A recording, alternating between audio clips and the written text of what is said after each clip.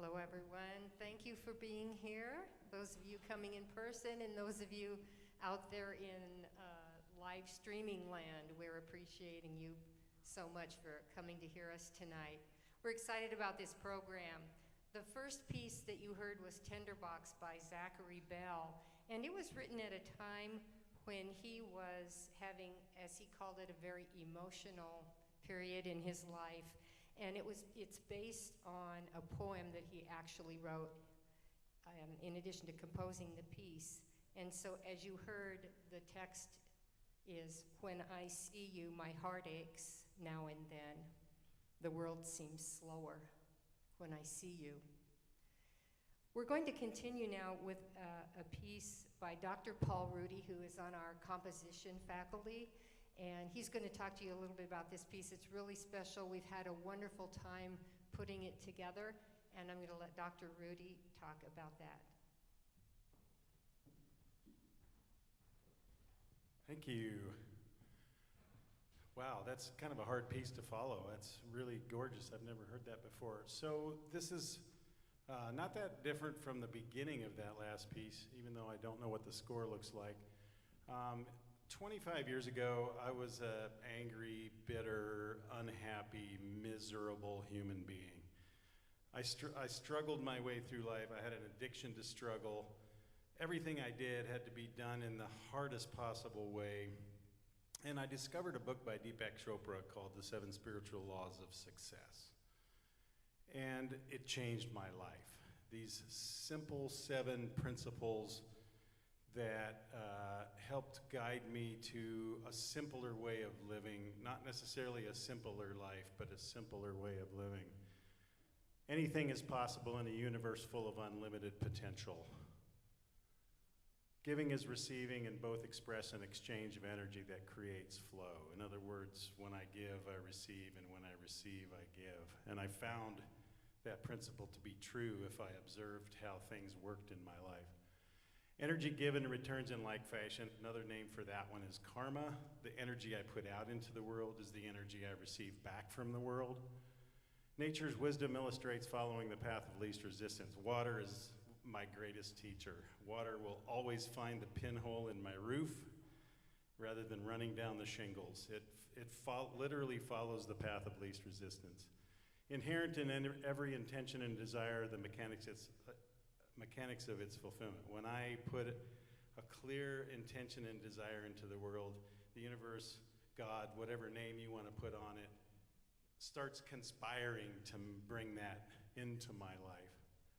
Observing without judgment is the highest form of freedom. When I can let others be, when I can be in the world without judging things, I'm a free person. And that really made life easier for me. Everything has its own purpose, and everyone their unique path on which they travel at their own unique speed toward that purpose. That's called the law of Dharma. We're all here on purpose. I hope every one of you understands that and feels that deeply in your soul, that you came here for a reason. You're here for a reason. It doesn't matter if you know what that reason is, but it's important that you're here. So I put all these together, originally wrote this for Professor Davis. We premiered it here on this stage. I played piano. I'm not a pianist, but I know how to make interesting sounds out of the piano. She played trombone. Her first improvisation, and she kind of blew me away. It was one of the funnest performances I've ever had. So it's what I call a guided improvisation. So each movement, and we're going to do the first 3 tonight, each movement you hear is going to illustrate, I think, these 3 principles. The players are going to come out, they're going to give to you, so you're going to receive from them.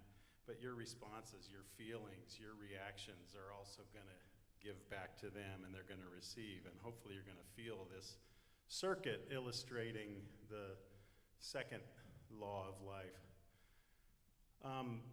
This has been really fun. I love working with students on improvisation. There's also a fixed media component, so you'll hear some sounds coming from the speakers. A lot of them are based on sounds that I recorded from Professor Davis.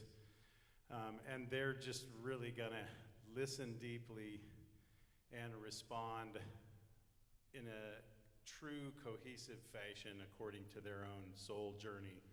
And they're doing it just a really beautiful job. We're going to show you the score that they looked at. You're going to see the instructions, the performance instructions. They're actually very simple.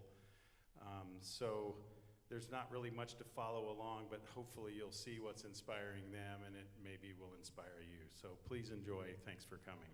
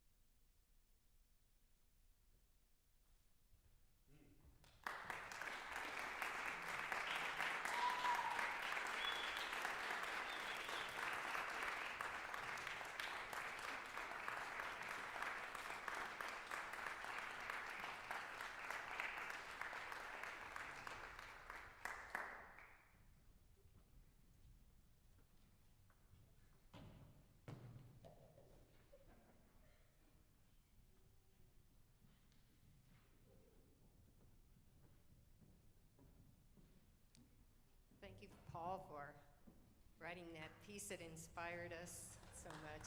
Thank you. I was fortunate enough to work with Paul on the piece here a few years ago, and we did it with a trombone and piano version. And then in 2014, I think it was, I was at the Hochschule in Trossingen, Germany, and we did it with the trombone ensemble there. And of course, each time it's different and has a different effect on us, and a different collaboration. And improvisation is so wonderful for us because it frees us from the tyranny of the page, so to speak, and the score. Not that that isn't wonderful sometimes too, but this is such a great venue. Improvisation is such a great venue for us to use to create together and really listen to each other and collaborate and unify ourselves with each other, and to do that spontaneously in the moment. So we really enjoyed it very much. Thanks again. The next piece is by a wonderful trombone professor in our profession, and composer and trombonist performer, Chris M. Sharpe. He's written many pieces for the trombone ensemble. And we're going to play two of his pieces tonight. We're going to end the first half with a piece that is called Joy Cometh in the Morning. It's from a biblical verse, actually, but it was inspired, Chris said, when there were some pretty intense things going on the earth. It was in 2017 when there were 58 people killed and 548 injured in a shooting in Las Vegas, and he had this kind of weighing on him. And then he happened to watch an episode of The West Wing. How many of you remember The West Wing, that TV show? Anyway, on there was a tragedy, and the president, played by Martin Sheen, quoted this "Joy cometh in the morning" when he was speaking to people. And so this was just something Chris Sharpe happened to be watching. And so it was kind of weighing heavily on him as he drove to work one day, and it was dark. It was very early in the morning, and he set out and went to work. But he said as he drove, and it gradually got light, daybreak happened, that there were all of a sudden just vivid oranges and blues and beautiful colors. And so the whole verse is, weeping may endure for a night, but joy cometh in the morning. So that was the inspiration for this next piece. So after we play this, we will take a short intermission of about 10 minutes.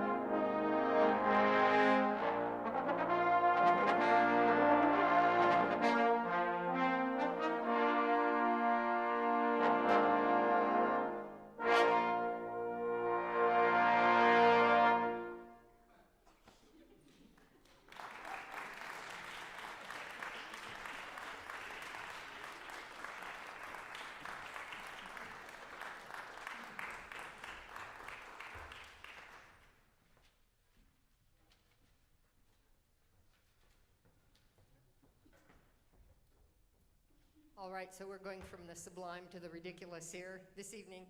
And how many of you got some Halloween candy? Anybody? Okay, if you need more, there's plenty. Don't go without. Our next piece is going to be conducted by one of our fabulous teaching assistants here at the Conservatory, Stephen Collins. He is a PhD candidate in music education, and our teaching assistants here in the Conservatory work so hard. They are just on it. And when I asked Stephen if he would like to conduct this piece after he introduced it to us this year, he jumped right on it and has just been fabulous to work with. He's a rock star, and so he's going to come out and talk a little bit about Shifty shrimp.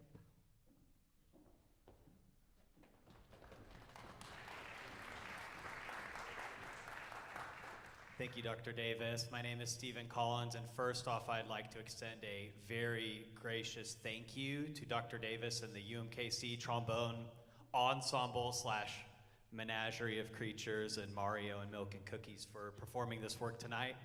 It's been performed once by a younger group, and this will be the collegiate premiere, so I'm very excited and honored to be considered on this program and to also get to conduct it. So I wrote this piece a few months ago, back in May of 2025, for the 16th annual Low Brass Camp in Tulsa, Oklahoma, where I have taught for many years.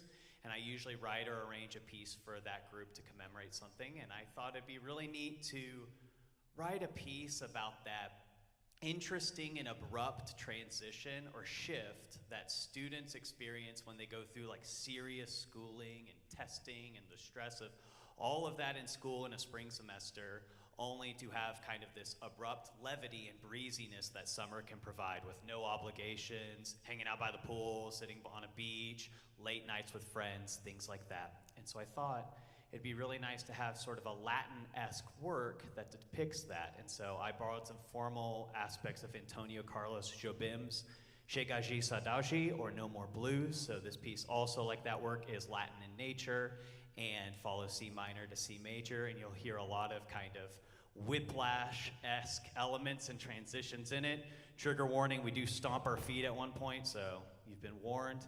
And yeah, it's Shifty, and I like alliterations, and so I hope you enjoy Shifty Shrimp.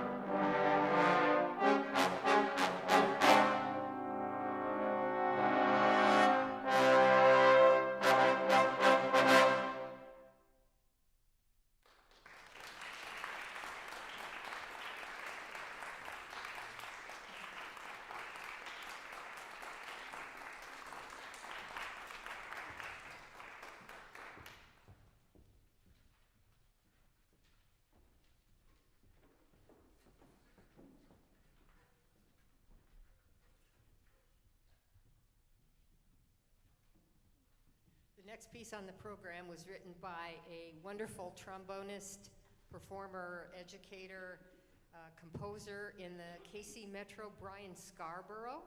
And Brian, I hope you'll enjoy this version of your piece when you watch it later on. He is really a fantastic player. He covers all genres as a performer. And he's written this piece called Helicopters, and it's named after the little spinners that come off of a maple tree when we see them, the seeds that fly off. So I think that's about all that needs to be said. Helicopters.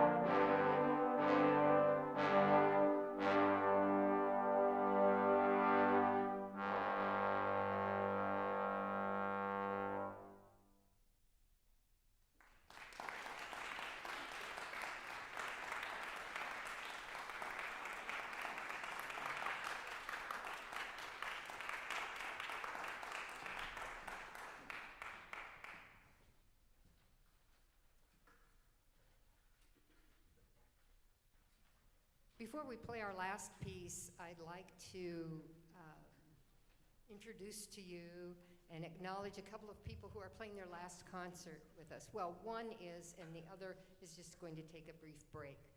But at this time, I'd like to acknowledge Donovan Andes. Where's Donovan? Oh, the cookie man. Yay. Donovan has been a fantastic member of the studio, a great trombone player, and he's just ultra responsible, and he's going to go out there and set the world on fire pretty soon. He's going to be student teaching in the spring, and he's finishing up his bachelor's degree in music education, and we know he's going to do great things out there with the youth of today, inspiring them and helping them to be creative and enjoying life and all the things that music does for us. And we know you'll be doing that out there in the schools. So, Donovan, wonderful. And secondly, Elaine Dobbs is going to, she did her master's degree here, graduated with her master's last spring and started a doctorate, a DMA in trombone performance this fall. And she's going to take a little break and have a baby in about 6 weeks. So, yay. So, we wish her all the best. She just did a recital last night, and she is going to take the spring with her baby, and we wish her all the best, baby Dobbs, baby boy, and her husband Jacob. So we wish you all the best, Elaine. And Donovan also has a recital coming up here November 17th, so stay tuned. We've got several trombone recitals coming up, solo degree recitals, so please check the conservatory website for that. We're going to finish tonight with a piece by Dayla Spencer, who's been writing some really nice things for Trombone Ensemble. It's called Fantasia. So thanks again for coming. Grab some more candy out on your way out, get all sugared up. And thank you for coming, and thank you those of you who are listening via live stream.